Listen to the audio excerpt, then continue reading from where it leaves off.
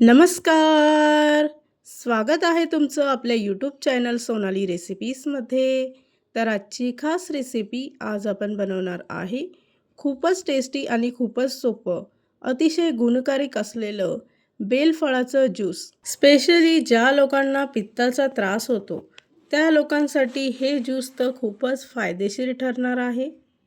उन्हाळ्याच्या सीझनमध्ये तुम्ही हे ज्यूस तर नक्की ट्राय करायला पाहिजे.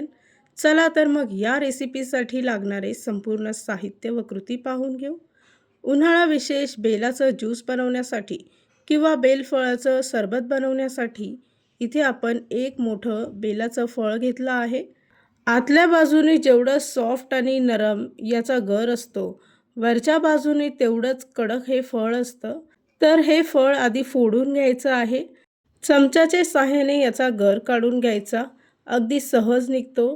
त्यानंतर काढलेला गर एका भांड्यामध्ये टाकून 1.5 ग्लास पाणी घ्यायचं आहे. पावभाजी स्मॅशरने हा गर स्मॅश करून घ्यायचा. स्मॅश केलेला गर या गाळणीने गाळून घ्यायचा आहे. सर्व गर गाळून झाला की पुन्हा एकदा 1 ग्लास पाण्यामध्ये याचा गर धुवून हे पाणी यात टाकायचं आहे. त्यानंतर एक मोठा चमचा भाजलेल्या जिरे पावडर घेतली आहे.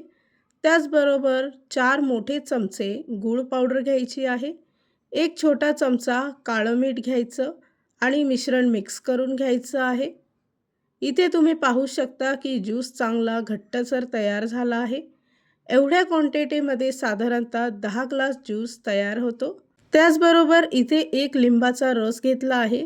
तो सुद्धा या ज्यूसमध्ये टाकायचा आणि चांगला मिक्स करून घ्यायचा आहे.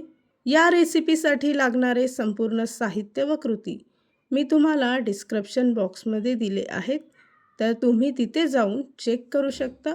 त्यानंतर एक ग्लास घेऊन त्यामध्ये 7 ते 8 बर्फाचे खडे टाकायचे. तयार केलेला बेलफळाचा ज्यूस किंवा बेलफळ सरबत यामध्ये टाकायचा आहे. त्याचबरोबर थोडी पुदिन्याची पानं टाकायची आहे. इथे आपला बेलफळाचं सरबत तयार झाला आहे. ही रेसिपी तर तुम्ही नक्की ट्राय करून बघा, तुम्हाला खूपच आवडेल. जर का तुम्हाला हा आजचा व्हिडिओ आवडला असेल तर प्लीज लाईक, शेअर आणि कमेंट करा. चॅनलवर नवीन असाल तर सबस्क्राईब करा. सबस्क्राईब केल्यामुळे काय होईल, जेव्हा मी रेसिपीचा नवीन व्हिडिओ अपलोड करेल तर त्याचं नोटिफिकेशन तुमच्या मोबाईलवर येईल. आणि पुन्हा भेटूया आपण अशीच एक रेसिपी घेऊन.